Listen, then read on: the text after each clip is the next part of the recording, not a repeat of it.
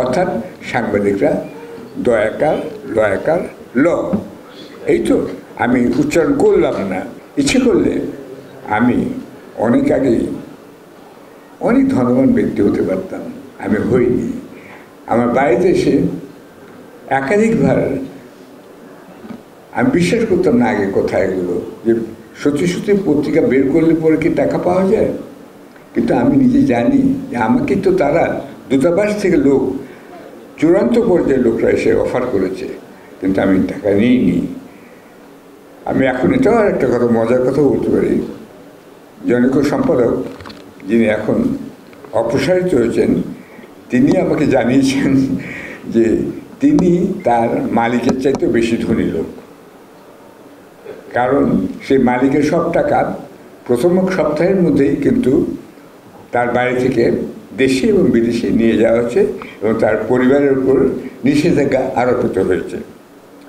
এই মালিককে আমি একটি কারণে শ্রদ্ধা করি, কারণ তিনি বড় বড় প্রজেক্ট করেছেন এবং দেশকে বড় ভিশন দিয়েছেন তিনি, এই জন্য তাকে কিন্তু আমি পছন্দ করি। তিনি পত্রিকা ব্যবসা করছেন ঢাল হিসেবে, যাতে তিনি ওই প্রজেক্টগুলো করতে পারেন। আমি দেখতে চাই যারা ব্যবসা করে পত্রিকায় ঢাল হিসেবে ব্যবহার করছেন, অন্তত সেই মালিকের মতন তারা বড় কিছু করুন। আমি ব্যক্তিগতভাবে ব্যবসায়ীদের সঙ্গে আমার কাজ করতে চাই। আমি একজন চার্টার্ড অ্যাকাউন্টেন্টেরও বাইরে হই। আচ্ছা, আমি জহুরুল ইসলামে যখন উনি আমাকে আমি ইন্টারকন্টিনেন্টাল জেনারেল ম্যানেজার ছিলাম যখন মুক্তিযুদ্ধ বেড়ে যায়।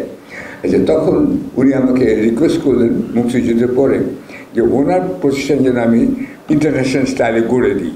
তা আমি গিয়েছিলাম তার সঙ্গে যোগ দিতে, একটি শর্তে, যে আপনি ব্যবসা করছেন টাকার জন্য, কিন্তু আমি জয়েন করবো আপনার সঙ্গে অন্য কারণে।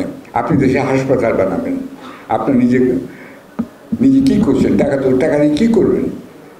তিনি কিশোরগঞ্জে একটা হাসপাতাল বানিয়ে গেছেন জহুরুল ইসলাম, আর এখানে ভিকারুননিসা স্কুলের পাশে মনোরা হাসপাতাল তার। আচ্ছা, তা এখন এই যে ভদ্রলোকটি এখানে আছেন, তাকে কিন্তু বের করতে হবে। এরা পত্রিকা কেন বের করে?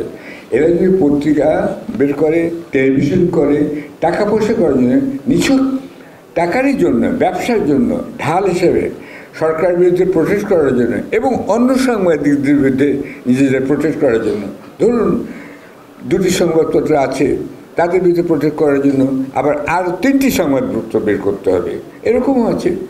তাই যদি নিজেদের মধ্যে কিন্তু রেসে এসেছে। আর এখান থেকে কিন্তু পত্রিকায় যারা কাজ করেন তাদের একটি তাদের সম্পর্কে খুবই লজ্জাকর, একটি লজ্জাস্কর বলছি না, এখানে অনেকে লজ্জাস্কর বলে ভুল লেখে না, লজ্জাকর জিনিসটা প্রয়োগ করা হয়।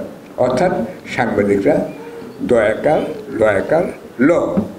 এই তো আমি উচ্চারণ করলাম না পুরোটা, আপনারা বুঝতেই পারছেন আমি কি বলছি।